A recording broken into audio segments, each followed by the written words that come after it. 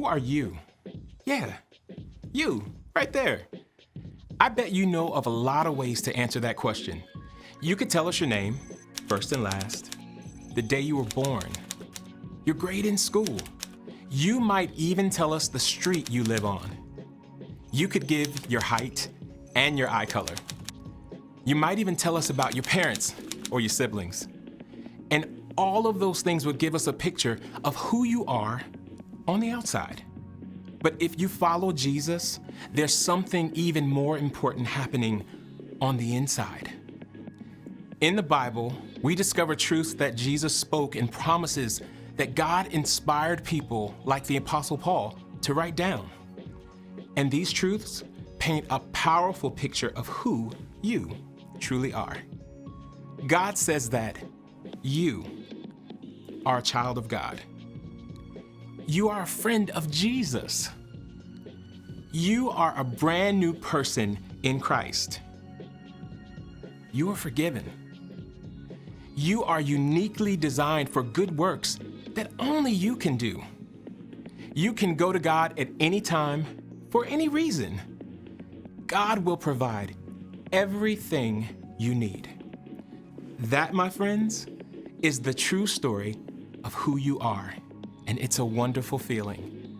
When you live with confidence, knowing that you are already loved and chosen, others can see God at work in you. That's why confidence is an amazing way to worship God with your life. Because worship is about more than just singing loud. It's all about living loud.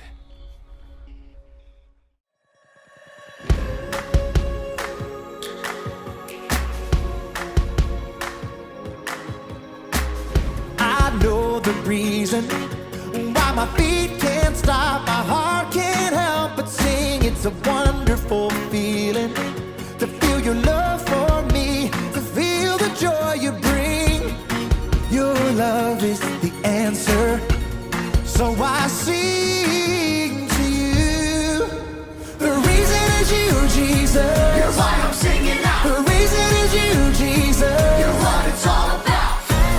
At the cross you set me free, and I'm thankful that you love me. Whoa, oh, oh, oh. I'm thankful that you love me. Whoa, oh, oh, oh, oh, oh.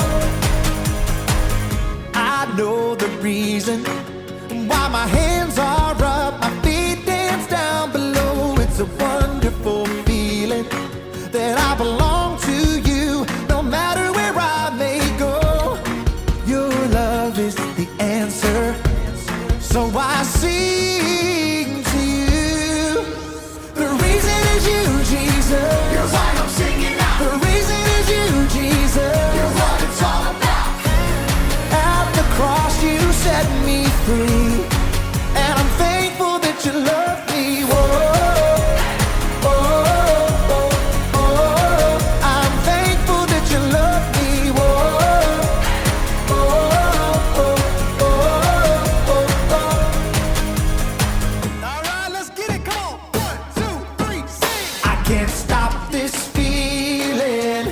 Jesus, you're the reason.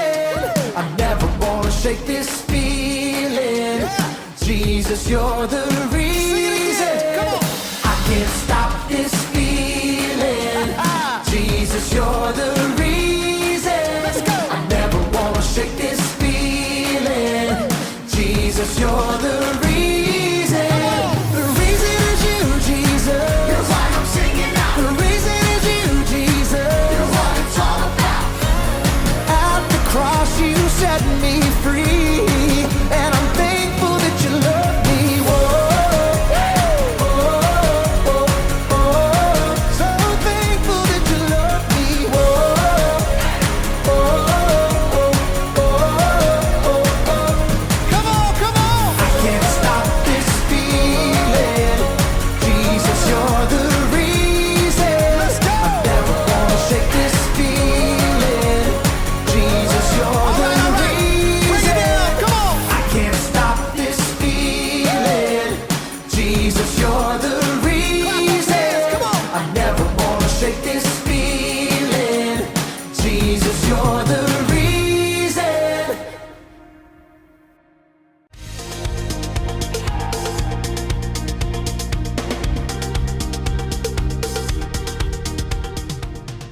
Hey everybody, I'm Graham.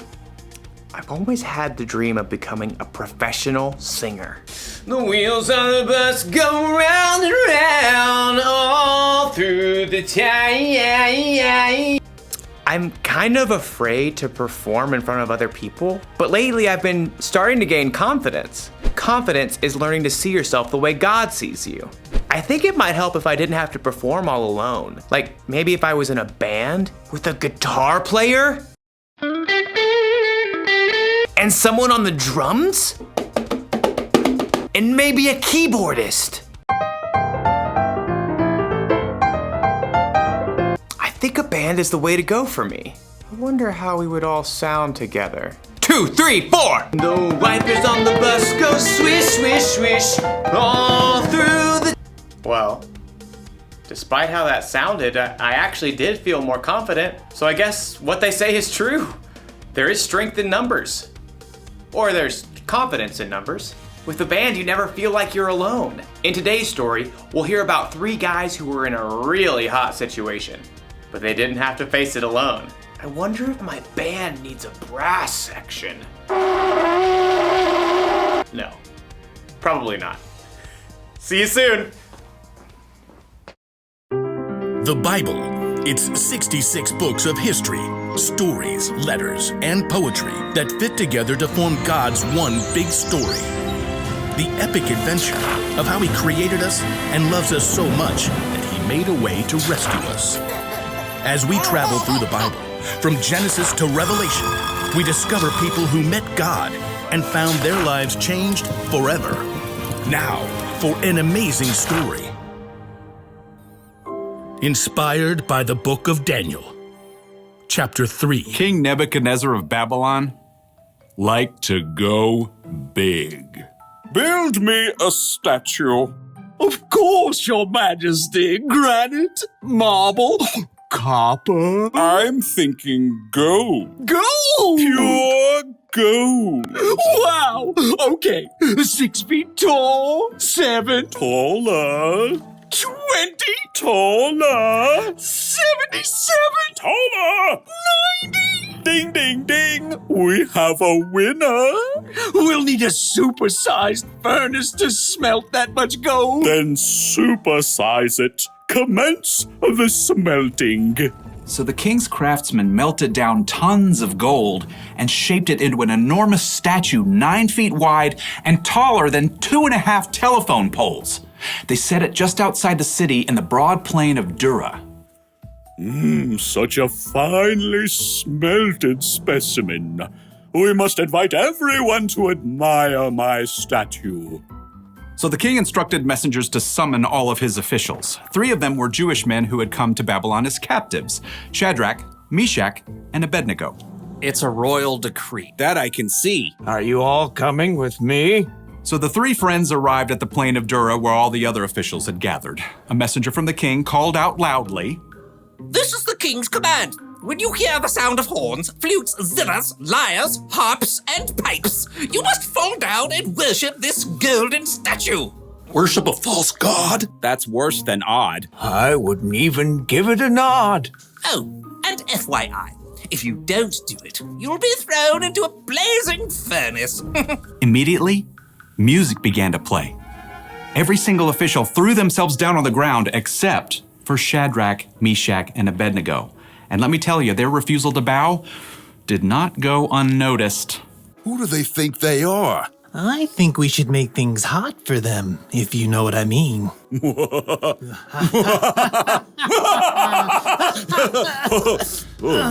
Several officials dusted themselves off and went straight to the king. King Nebuchadnezzar, may you live forever. Thanks. Will do. You told everyone to bow down. As soon as they hear the sounds of the horns, flutes, zithers, lyres, harps, and pipes. But these Jews you appointed don't serve your gods. They refuse to worship your gold statue. Even when they hear the sounds of horns, flutes, zithers, lyres, harps, and pipes? Even when they hear the sounds of horns, flutes, zithers, lyres, harps, and pipes. Oh, now I am very angry in a very big way. The king sent for the 3 friends. Is what I hear about you true? Don't you serve my gods and worship the gold statue I set up? We will not bow. Even when you hear the sounds of horns, flutes, zithers, lyres, harps, and pipes. We refuse to kowtow. Even though you'll be thrown into a blazing furnace? This ends now. Even if we're thrown into a blazing furnace. The one true God will save us. But even if he didn't, we still wouldn't serve your gods or bow down to some golden statue. That didn't rhyme. Nebuchadnezzar's face burned red as a ripe tomato. Make the fire 7 times hotter. Tie them up. Throw them in. The king's strongest soldiers grabbed Shadrach, Meshach, and Abednego. They knotted heavy ropes around the 3 friends and then shoved them into the roaring flames. The king peered into the blue, hot heart of the flames and then leapt back in surprise. Didn't we throw 3 men into the fire? And they all deserved it. Look, I see 4 men walking around untied. The fire hasn't harmed them. The 4th man looks like a son of the gods. Sure enough, a 4th figure stood there with the 3 friends. An angel? Or perhaps Jesus himself? Dumbfounded, the king rushed to the door of the furnace. Shadrach, Meshach, Abednego, you who serve the Most High God, come out. The 3 friends walked out of the scorching flames, completely unharmed.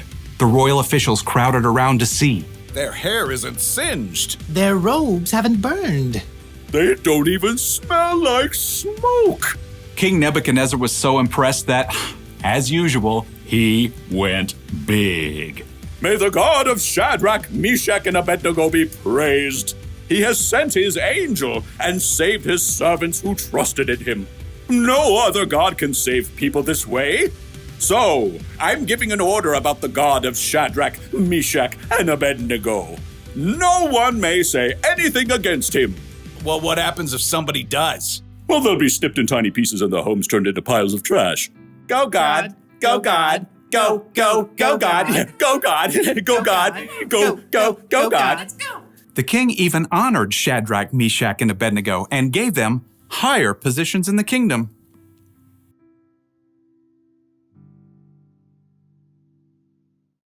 Shadrach, Meshach, and Abednego had a ton of confidence, didn't they?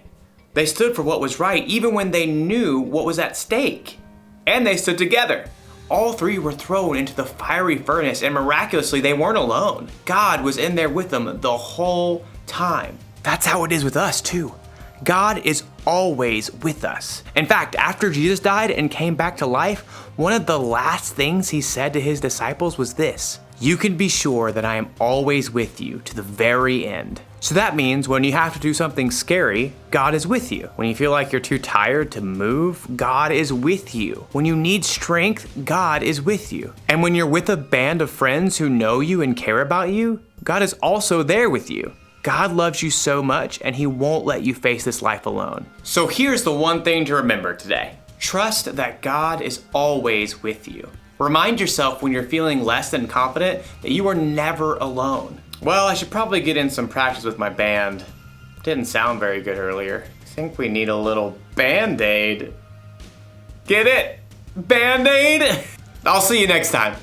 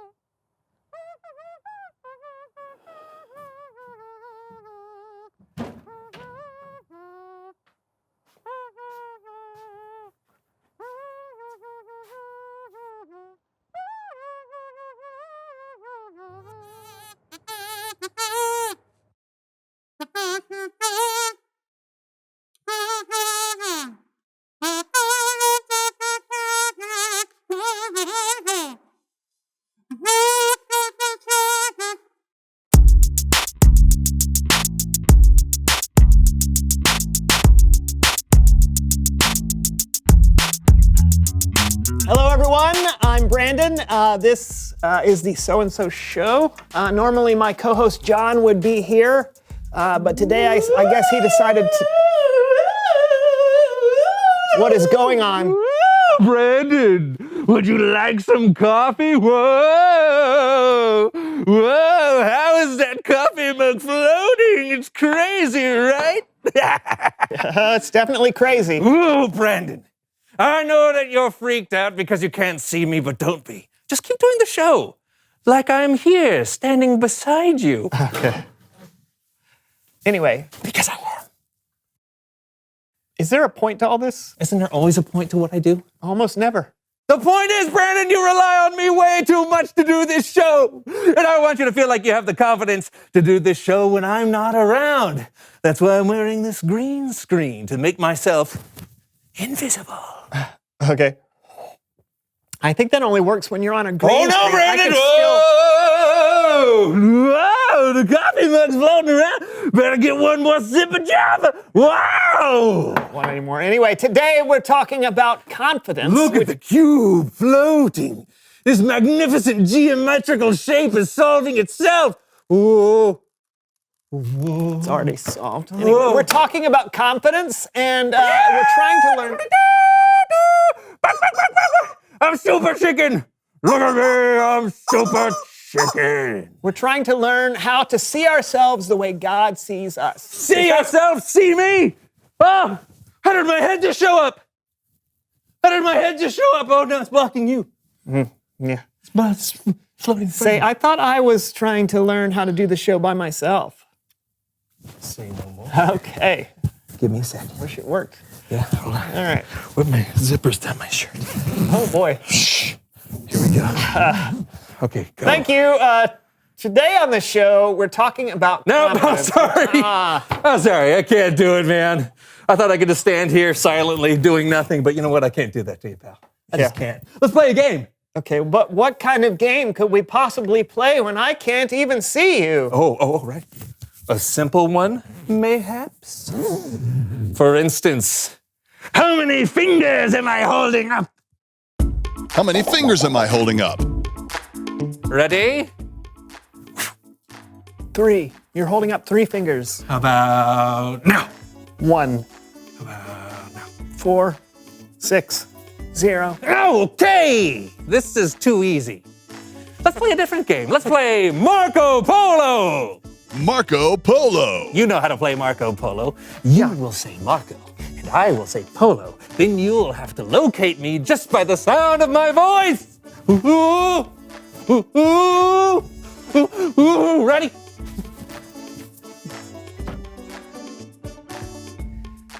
Marco, Polo. you're right there. What? By the chair. I don't understand why this is. Okay, you know what? Let's play one more game. We don't need to keep doing this. I can see you. What? I'm invisible. If I'm not invisible, what's the point of me coming out here wearing this spandex suit? I don't know, silly sight gag. I don't do silly sight gags. I'm serious, man. Dodgeball. Are you sure about this? No? Are you sure about this, John? You can't hit me. I'm invisible. Oh. Ooh. Are you okay? I'm fine. I'm fine. Could have been a lot worse. How's that? Oh! Yeah. Oh, that. It's Bible story time with Kellen. Oh!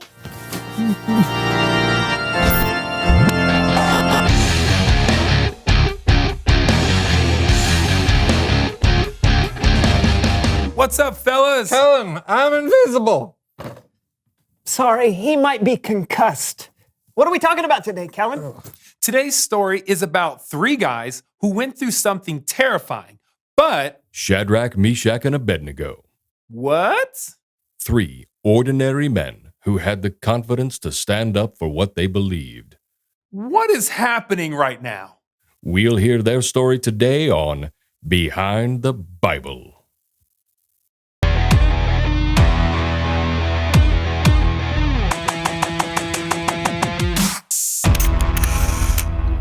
The Babylonian king, Nebuchadnezzar, ordered the construction of a golden 90-foot-tall statue. Oh, yeah. I love that statue. I remember thinking one day, I wonder if I could get a 90-foot gold statue made. And my officials was like, sure. I mean, let me tell you, it's good to be the king. Okay, to be clear, King Nebuchadnezzar never gave any on-camera interviews. He lived hundreds of years ago before cameras were even invented. Hey. Yes? This will go a lot faster if you let me do the narrating. Okay. Thank you. Nebuchadnezzar decreed that whenever the music was played, everyone must fall down and worship his statue. Anyone who disobeyed this command would be thrown into a blazing furnace. Okay, look. It seemed like a good idea at the time. I mean, what's a little worship between the king and his subjects? But how could I have known what was going to happen next? No one could have known what would happen next. When the music played, all the people worshipped the statue, all except for 3 men, Shadrach, Meshach, and Abednego. It's true. We didn't bow down to worship the statue. Look, we serve the king, but we don't worship him or his gods. We worship the one true God. King Nebuchadnezzar was displeased. Okay, listen.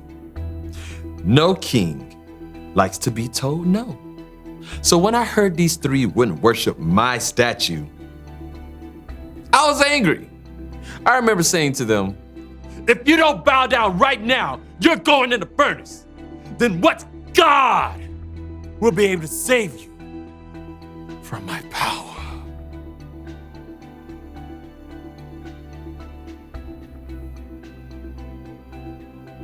Yeah, I was in a good place.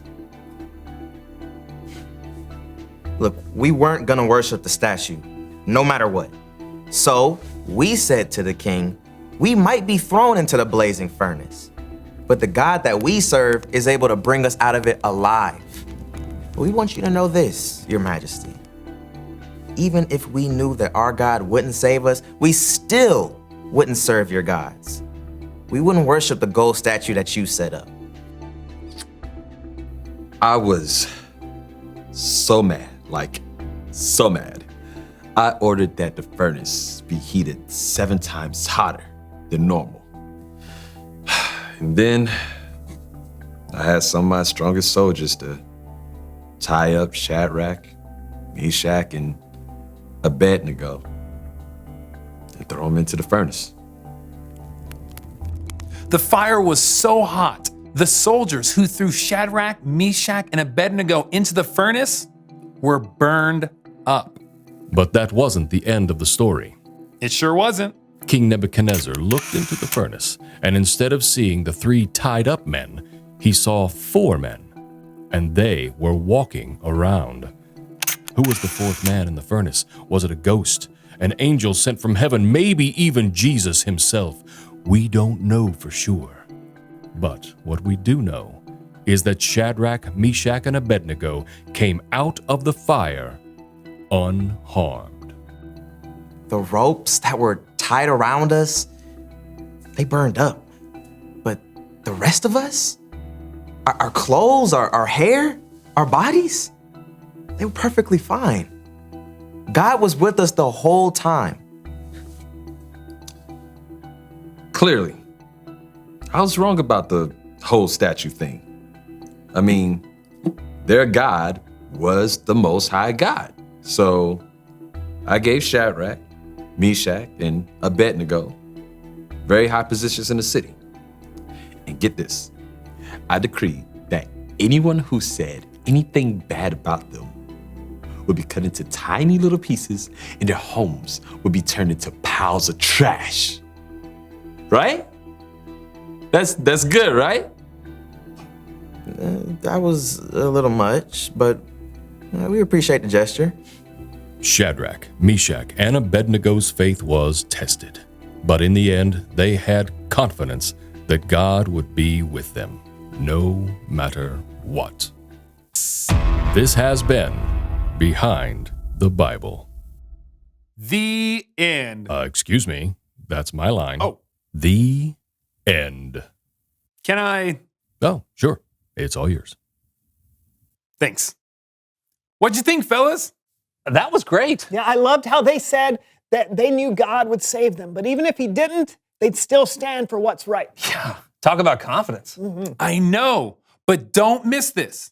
God was with Shadrach, Meshach, and Abednego the whole time.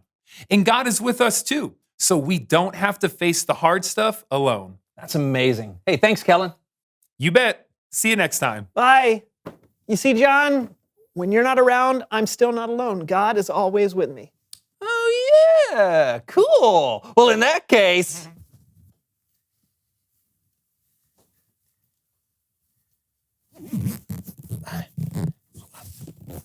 Yeah. I don't want to get my lips and my hair cut on the zipper. Okay. It's all you. Oh boy. Reveal the question. When are some times you need to trust God? Would you feel all alone? Or when you have to face something scary, like moving to a new city or trying out for a sports team. Talk about it amongst yourself. When are some times you need to trust God? And we'll see you next time on the So-and-So Show. Oh, will you be able to see me? Yes. Marco? Porno! John? Yeah. Oh, hey, there you are. Yeah. Yeah, I couldn't find you because you're wearing the green screen suit. Okay. You okay? Yeah, tag. I don't know. Sorry, you're it. Okay. Marco. Oh, hello. Oh, you're right there.